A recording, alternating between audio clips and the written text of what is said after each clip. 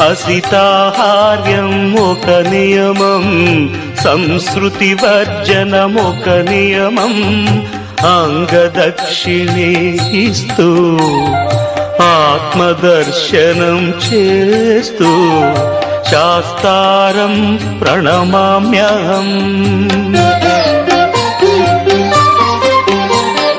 మమకారములను విడిచేది, మదమత్సరములు త్రుంచేది, కర్మే ఫలముగా తలచేది, తత్వం అసి అని తెలిపేది.